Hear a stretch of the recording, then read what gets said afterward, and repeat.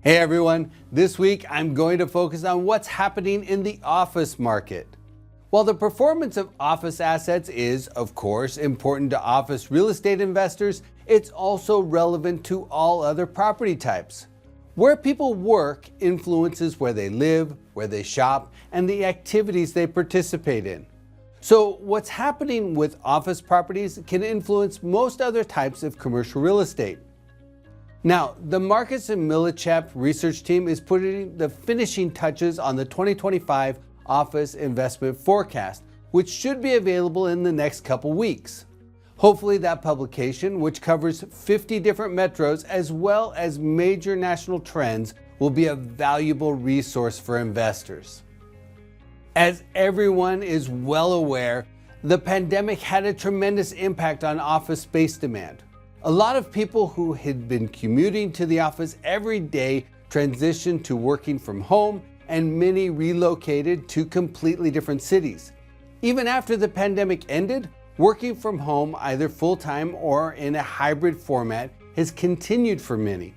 And that has weighed on office space demand, driving the vacancy rate from 12.2% at the end of 2019 to a record high 17.1% as of the first quarter of 2024. But it looks like we may have hit a turning point. Office absorption moved into positive territory in the second quarter of 2024 with a net 11.4 million square feet of space being filled. In the third quarter, an additional 26 million square feet was absorbed and nearly 29 million square feet was occupied in the fourth quarter. That brought the national vacancy rate down by 40 basis points to 16.7%. And I believe the momentum will carry through 2025. More and more companies are instituting back-to-work policies, ranging from requiring employees to be in the office 5 days a week like Amazon and numerous financial institutions, to more stringently enforced hybrid policies. Yes, many companies still offer broad flexibility, and some have shifted to full-time remote work for all employees.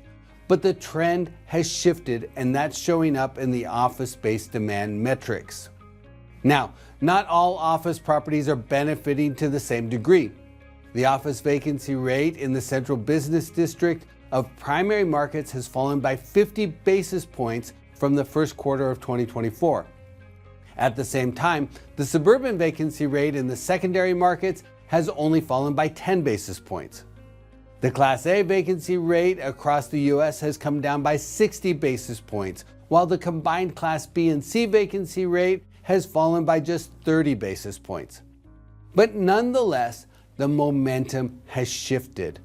Vacancies have fallen in the suburbs and in downtown areas, in major gateway markets, and in tertiary markets, but by varying degrees.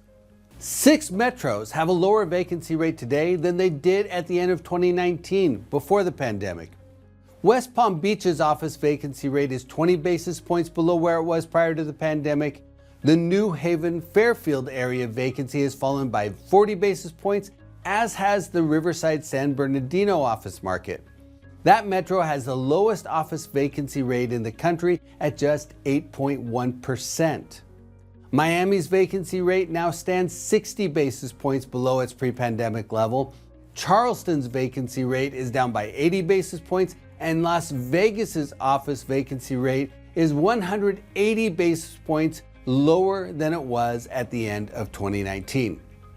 So while the media continues to reiterate the challenges of the office market, we are beginning to see green shoots of recovery. And for investors, that may present a significant opportunity. No, I'm not suggesting everyone jump into office property investment. This is definitely a property class where knowledge, experience, and relationships in the industry matter a lot. And financing office properties is still challenging. But on average, office property cap rates have increased by about 120 basis points in the last couple years to the 8% range, with many assets offering yields even higher than that. So the combination of higher yields with what appears to be a changing performance climate may offer investors a higher return opportunity. Granted, there's likely greater risk associated with that return, but catching a structural shift in the market can deliver outsized returns.